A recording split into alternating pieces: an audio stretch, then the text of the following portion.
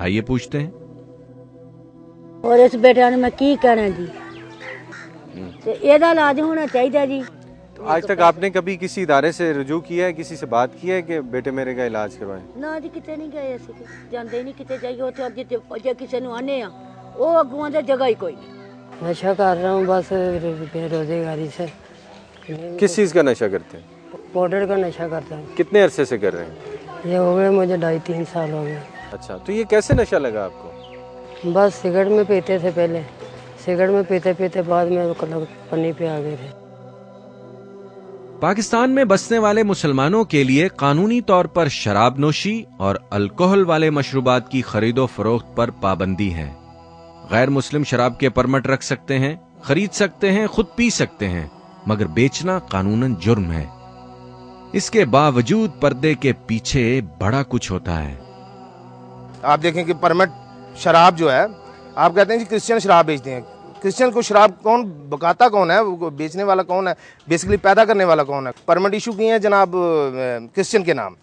Christian लेता है, बेचता है, खरीदने वाला कौन है? मुस्लिम है। हमें तो यूज किया जा रहा है, इस्तेमाल किया जा रहा है। पुलिस वाले पकड़ते हैं, ज़रूर पकड़ते हैं, बेशक आपके पास परमिट भी हो वो पकड़ती हैं। अगर आपके पास 2 बोतलें हैं तो आपसे ये भी कहेंगे कि 1 बोतल हमें दे दो, चलो खुशी का मौका है 1 बोतल हमें दे दो। फिर इसके अलावा पैसे भी ले लेते हैं, 500, 1000 जितना, इससे कम नहीं करते। देखिए जी, हुकूमत ने तो दिया हुआ है, मगर हुकूमत को ये भी चाहिए ना जिसका बना हुआ वो ही पिए ना, दूसरा क्यों पिए? इस बस्ती में नशइयों का पीछा करते हुए मेरी मुलाकात इस मासूम से हो गई। मैं इस बच्चे से गंदे नाले और इसकी पलीदियों बारे कुछ पूछना चाहता था, लेकिन इसने तो कुछ और ही कहानी सुना दी। अब्बू क्या करते हैं? शराब पे आपको कैसे पता है? जेल में।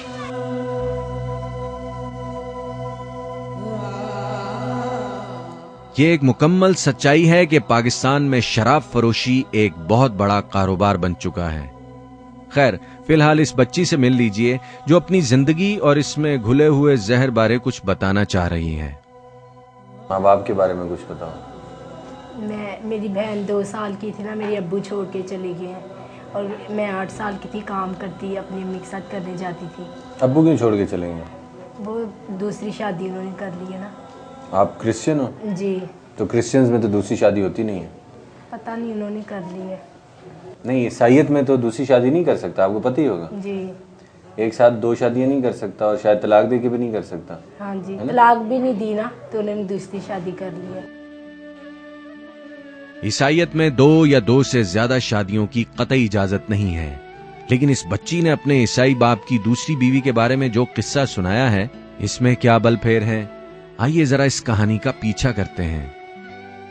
पता क्या, आजकल बिल्कुल आसानी काम हो गया है। क्यों आसानी काम हो गया है?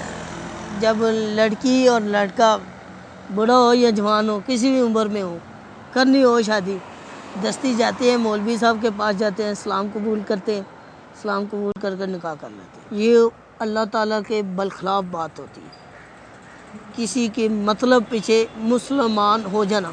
सजाद भाई, ऐसा होता है कि किसी ईसाई ने इस्लाम कबूल किया, बिल्कुल, उसने दूसरी शादी की, फिर ईसाई हो गया? बिल्कुल ऐसा होता है। देखिए जी, हमने काफ़ी लोगों को देखा है, हमारे मोहल्ले में ऐसा काम हुआ है। काफ़ी लोग, 1-2 नहीं है, काफ़ी लोग हैं। पाकिस्तान में 1 जुलाई 1977 तक मुस्लिम और गैर मुस्लिम दोनों के लिए शराब और अफ्यून के इस्तेमाल और खरीदो फरोख्त पर कोई पाबंदी ना थी। मुल्क के छोटे बड़े शहरों में मखसूस होटलों, शराब खानों और अफ्यून की दुकानों पर ठेके चलते थे। जो खरीदना चाहे खरीद लेता, जो पीना चाहे पी लेता, लेकिन पीकर गाड़ी चलाने और गुल गपाड़ा करने की इजाज़त उन वक्तों में भी ना थी। 1977 में निज़ाम मुस्तफ़ा तहरीक के बाद उस वक्त के वज़ीर आज़म जुल्फ़िकार अली भुट्टो ने मुसलमानों पर एक ऑर्डिनेंस के तहत शराब, अफ्यून, जुए के अड्डों, कहबा खानों और घुड़ दौड़ पर पाबंदी लगा दी। उस वक्त से लेकर आज तक सिर्फ गैर मुस्लिमों को पाकिस्तान में शराब के परमिट रखने और खुद इस्तेमाल करने की इजाज़त है, लेकिन ये एक सच्चाई है कि पाकिस्तान में ईसाइयों के परमिट पर पीने वाले मुसलमानों की तादाद लाखों में पहुंच चुकी है। दारू के व्यापारी एक अच्छी खासी अंडरवर्ल्ड बन चुके हैं। एक मोहतात अंदाजे के मुताबिक पाकिस्तान में साल भर के दौरान 300 करोड़ रुपयों से जायद मालियत की शराब इस्तेमाल होती है, लेकिन ब्लैक मार्केट और नाजायज फरोशी की वजह से जाली और जहरीली शराब पीने वालों तक महंगे दामों पहुंचाई जाती हैं, जो हर साल मुल्क में कई कीमती जानों को जाया कर देती है।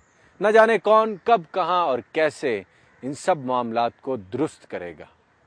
पाकिस्तान में बसने वाले मसीही बहन भाइयों की जिंदगी क्या है? अगर उनकी जिंदगियों में झांक कर देखना चाहते हैं तो सच के सफर में मेरे साथ रहिएगा।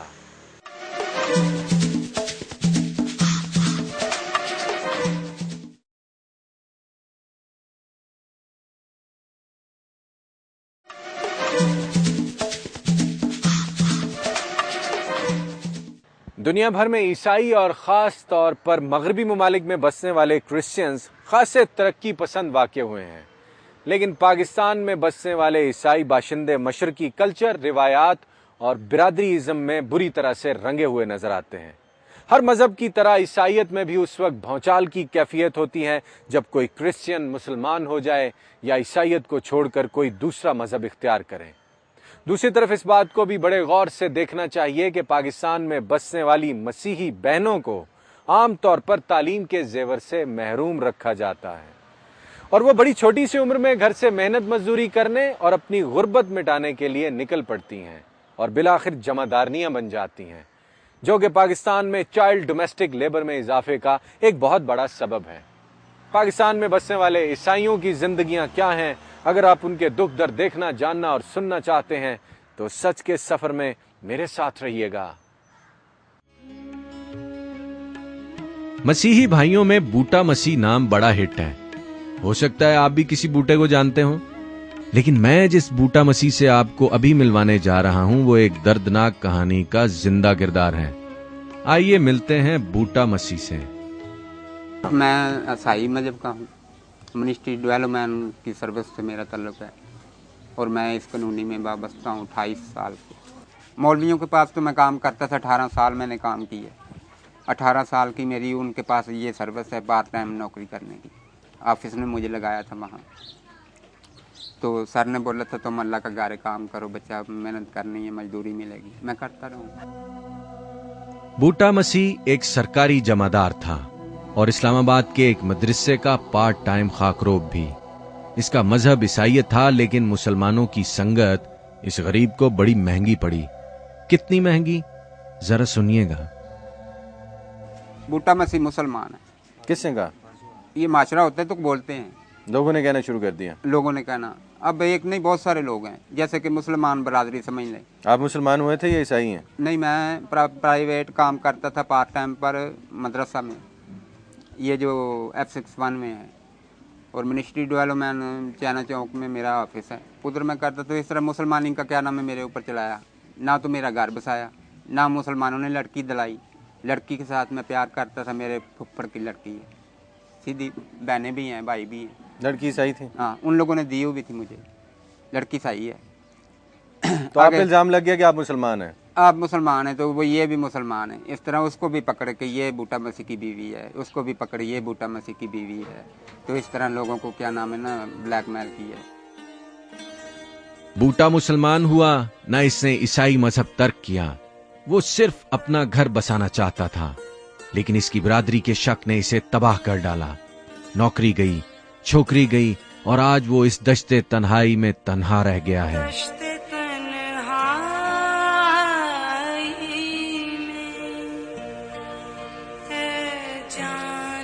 तो शादी हुई आपकी? शादी नहीं हुई है। आप कमा रहे हैं अभी तक? हाँ, अभी तक कमा रहे हैं। 2 साल से तो मेरा ये मसला चल रहा है। 4-5 साल से वो मेरा क्या नाम है मंगनी चलती रही। 2 साल से मेरा ये माशरा ऊपर से चल रहा है, तो मेरे साथ बहुत जास्ती हो रही है सर, कि गरीब आदमी हूँ, अकेला हूँ।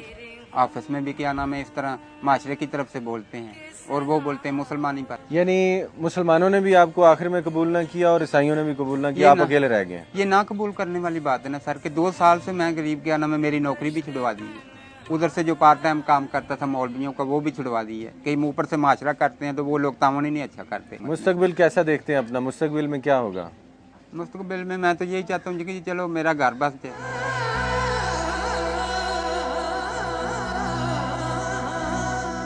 उम्मीद है बूटा मसीह आपको अपनी जिंदगी की दुखों भरी दास्तान सुनाने में कामयाब हो चुका है। जब मैंने इससे ईसाई बस्ती और इसके मसाइल बारे पूछा तो इस मामले में भी ये बड़ा बाखबर निकला। नहीं, सारे सीधे साधे किसी जगह भी नहीं होते, आप समझदार हैं।